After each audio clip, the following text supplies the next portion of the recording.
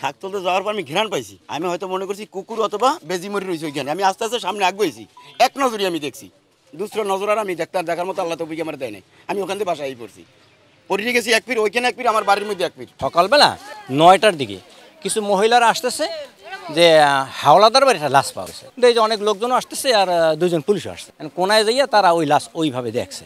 ওখানে দেখবেন কতগুলো পলিথিন পড়ে রয়েছে, ফেরাই ওখানে গাঁজা টাজা খায়। অর্ধগলিত অবস্থা, মাথা ভিতরে ঢুকানো, কসুটির ভিতরে ঢুকানো আছে, কিছু অর্ধেক দেখা যায়, অর্ধেক দেখা যায় না। কিন্তু পিছনের সাইডটা দেখা যাচ্ছে যে কিছু গুলসাপ বা কিছু শিয়াল এরকম কিছু জন্তু জানানো কিছু খাই ফেলাইছে। আর হাত পা আর কি ফুলে উঠছে, সব পয়সা ফুলে উঠছে, প্রচুর গন্ধ ছড়াচ্ছে। এভাবে যে একটা নির্জন জায়গা, এই জায়গা হয়তো কোনো মানুষ ইচ্ছাকৃতভাবে আসে না। এখানে যা বোঝা যাচ্ছে যে মনে হয়তো তারা কেউ মেরে এখানে রাখা হয়েছে, কারণ ওই জায়গা ভিতরে কসুটির ভিতরে রাখার মতো লোক ছাড়া এগুলা কোনো সম্ভব না, কারণ ওখানে যাওয়ার কোনো পথ নেই।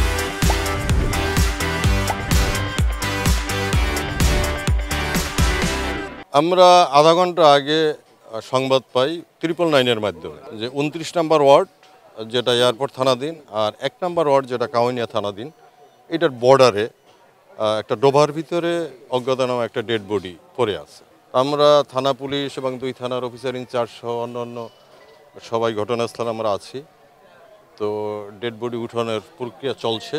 তো ডুম আসছে, এখন উঠানো হয়নি। তবে ডেড বডির ধরনে দূর থেকে বোঝা যাচ্ছে হয়তো 4-5 দিন আগের ডেড বডি হতে পারে। এখনও ডেড বডির পরিচয় পাওয়া যায়নি।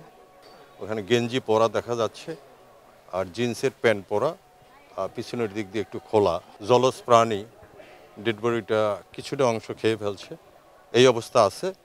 এখন আইডেন্টিটি পাওয়া যায় নাই। সিআইডি পিবিআইকে সংবাদ দেওয়া হয়েছে, তারা আসলে সবাই মিলে আইডেন্টিটি বের করা হবে এবং পরবর্তী আইনগত ব্যবস্থা গ্রহণ করা হবে।